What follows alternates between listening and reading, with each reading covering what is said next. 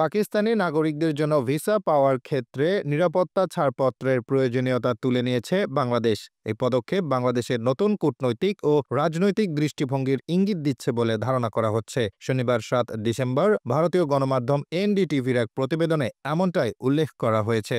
এতে বলা হয়, ২০১৯ সালে বাংলাদেশ পাকিস্তান সম্পর্কে টানাপোড়েন এবং নিরাপত্তা উদ্বেগের প্রেক্ষিতে এই সিকিউরিটি ক্লিয়ারেন্স প্রয়োজনীয় করা হয়েছিল। তবে ২০২৪ সালের ২ ডিসেম্বর বাংলাদেশের স্বরাষ্ট্র মন্ত্রণালয় নিরাপত্তা পরিষেবা বিভাগ এই শর্ত তুলে নেওয়ার ঘোষণা দেয়। সম্প্রতি পাকিস্তানের হাইকমিশনার সৈয়দ আহমেদ মারুফ ঢাকায় বিএনপি নেত্রী খালেদা জিয়ার সঙ্গে সাক্ষাৎ করেন। এরপরে মূলত এই নীতির পরিবর্তন করা হলো। এই নভেম্বরে বাংলাদেশ সরকার করাচি থেকে চট্টগ্রামে সরাসরি কার্গো জাহাজ চলাচলের অনুমতি দিয়েছিল, যা দুই দেশের মধ্যকার সম্পর্ক উষ্ণ হওয়ার আরেকটি দৃষ্টান্ত।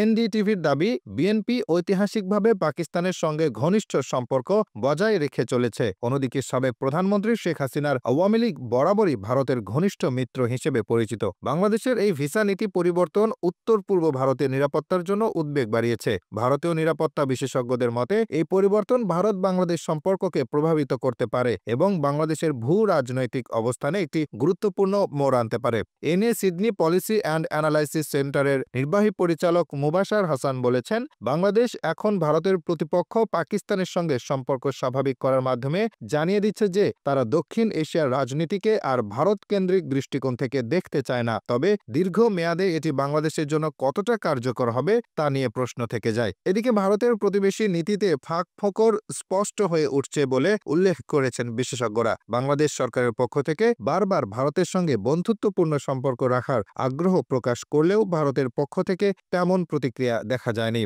এই পরিস্থিতি দক্ষিণ এশিয়ার ভূরাজনীতি এবং নিরাপত্তার ক্ষেত্রে বড় পরিবর্তনের ইঙ্গিত দিচ্ছে বলে মনে করছেন বিশেষজ্ঞরা। বাংলাদেশ পাকিস্তান সম্পর্কের ফলে ভারত তার উত্তর পূর্ব অঞ্চলে চরমপন্থী গোষ্ঠীগুলোর কার্যক্রম বাড়ার আশঙ্কা করছে। বাংলাদেশের রাজনৈতিক পরিবর্তনগুলোর ফলে এই অঞ্চলে নিরাপত্তা হুমকি আরও বাড়তে পারে বলে ধারণা করা হচ্ছে। বাংলাদেশের এই পদক্ষেপগুলো একদিকে কূটনৈতিক সম্পর্ক পুনর্বিবেচনার সংকেত দিচ্ছে, অন্যদিকে এটি ভারতের জন্য একটি নিরাপত্তা চ্যালেঞ্জ হয়ে উঠতে পারে বলেও মনে করা হচ্ছে।